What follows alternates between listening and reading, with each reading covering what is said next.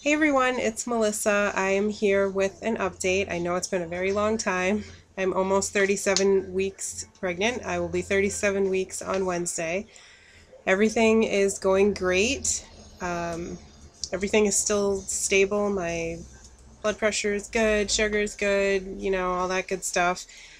Um, the baby the baby had been growing right along the 50th percentile. I think she might be a little bit bigger now. I had an ultrasound this morning with my regular OB, but their machine is not quite as fancy as the high risk OB, who I'll be seeing tomorrow. So I'll probably get a better idea of how how big she approximately is at this point in time. Um, I had the cerclage taken out a week ago today. It was last Monday. And unfortunately, this time it was a horrible, horrible experience for me. It hurt so bad. I can't even. I told my husband after we left that I thought I had post traumatic stress from the pain. It hurt so bad. Um, it just, I don't know. The speculum is huge, and I think that the cerclage was embedded a little bit, and they don't do any anesthesia because it is over so fast. Oh, sorry. But yeah, it hurt nothing like that the first time, so I don't know what the heck happened this time, but holy ouch. Anyway, I'm glad it's out.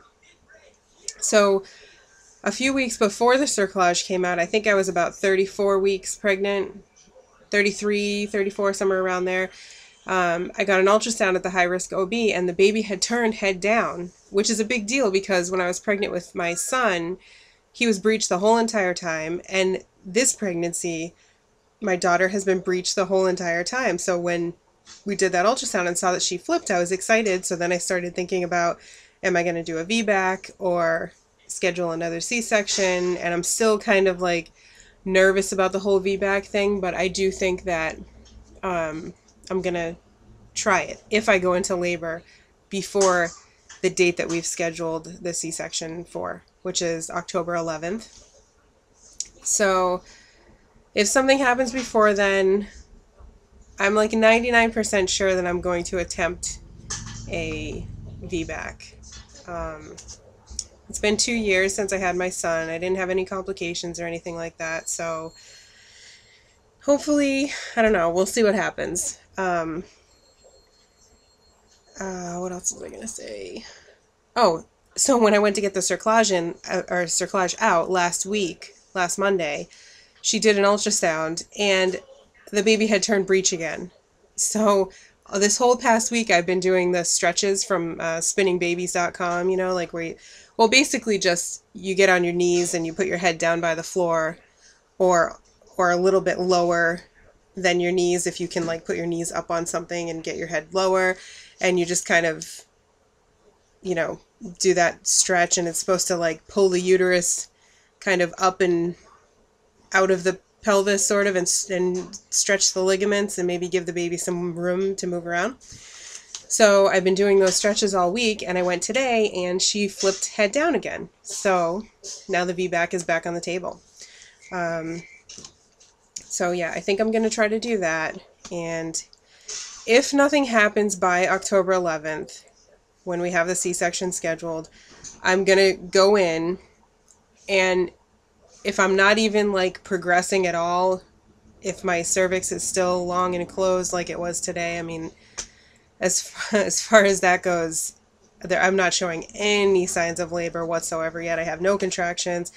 I've got, you know, plenty of fluid, no mucus plug leaking, nothing. My cervix is like 3.7 and closed. So, um, my hope that I would maybe go into labor early is, not coming true. Not yet, anyway.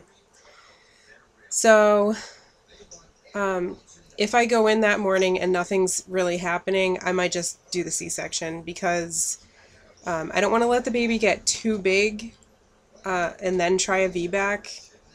I mean, the bigger the baby is, the more dangerous it's going to be, I would think. Makes sense to me. So today they estimated that she was 7 pounds 3 ounces. So like at 37 weeks. If I have the C-section at 39 weeks, then, you know, that's still a couple of weeks for her to put on some weight. And if I don't go into labor by then, if I try to wait until like 40 weeks, or maybe I don't go into labor until 41 weeks, then she could be huge, and I don't want to push a huge baby out the first time, especially not with a VBAC. So that's it, I guess. That's my update. I'm incredibly uncomfortable. I can't breathe.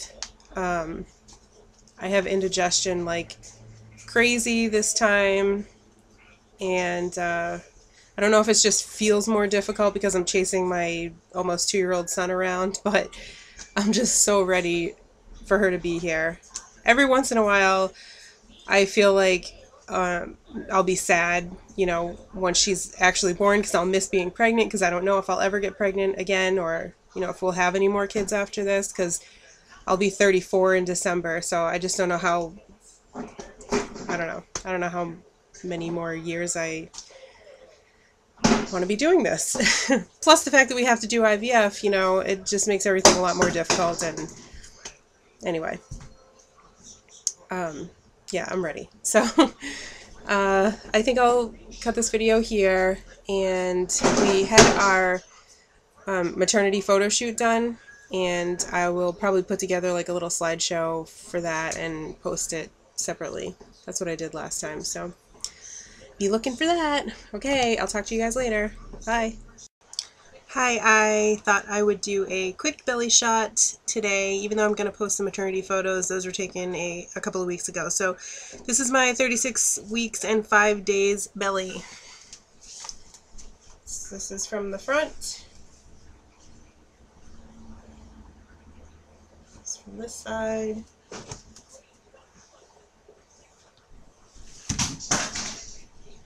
And from this side. I don't think I'm really that big, but I really didn't get that big with my son either, so there you have it. That's the baby belly.